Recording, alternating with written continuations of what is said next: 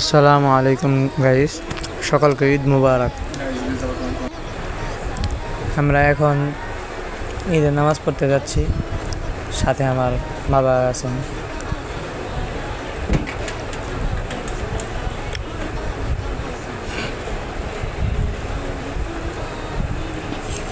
ইনি হলেন আমার বাবা।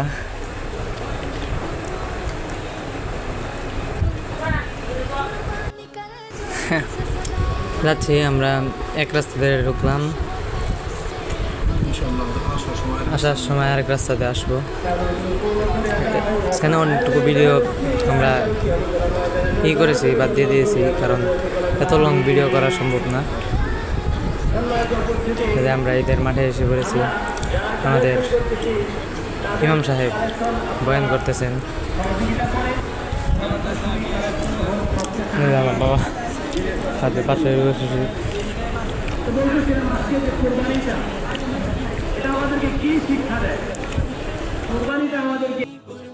এক একটা এক এক রুমাল, মসজিদ, মাদ্রাসা, তারপরে কবরস্থান আছে, সবগুলি টাকা আমরা হাতে বের করে রাখবো। তো তাহলে সহজ হবে, যারা কালেকশন করতেছে তাদের জন্য বিষয়টা সহজ হবে। আপনারা যদি একটু সহযোগিতা করেন, অতি দ্রুতই কাজটা আমাদের সমাধান হবে ইনশাআল্লাহ। তাই আল্লাহ তাআলা আমাদেরকে তৌফিক দান করুন, আমিন। রব্বুল আলামিন, আল্লাহ তাআলা তোমার বান্দারা বেকুল হয়ে দান করিতেছে, দানগুলোকে তুমি কবুল আর মঞ্জুর করে নাও। রব্বুল আলামিন, আল্লাহ তাআলা একজন বান্দা যুবক ভাই আল্লাহ 500 টাকা দান করেছে মসজিদে। নামাজটাই আমাদের মূল কাজ নয়, নামাজের পরেও আরেকটি মূল কাজ আছে আমাদের, সেটা হলো কুরবানি। আর দিনের আবহাওয়াটা যদি ভালো হয় তাহলে তো আলহামদুলিল্লাহ। আর যদি আবহাওয়া একেবারে খারাপ হয়ে যায়, এদিকে বলা যায় নাকি করোনা হয়ে যাবে।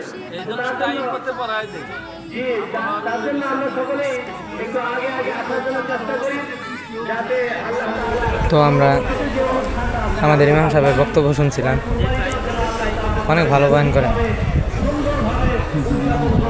কি তো হুজুরের নামটা বলতে পারলাম না, হুজুর নতুন আসছে, সেজন্য হুজুরের নামটা জিজ্ঞাসা করা হয়নি।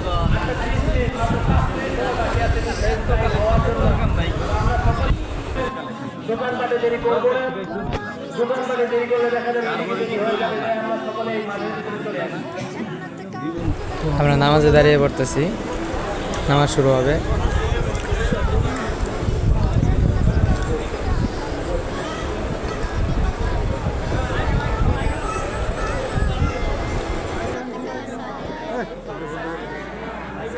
এখন ঈদের খুতবা দিবেন আমাদের ইমাম সাহেব। তো খুতবার পরেই মোনাজাত হবে, তারপরে বাড়িতে চলে যাব।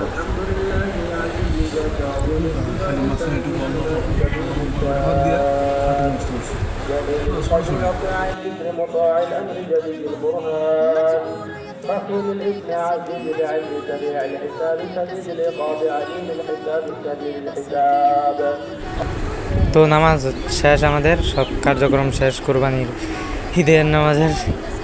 আমরা এখন চলে যাচ্ছি। আমি একটু অলস প্রকৃতির মানুষ, সেজন্য আমার একটু দেরি হয় সব কিছুর মধ্যেই।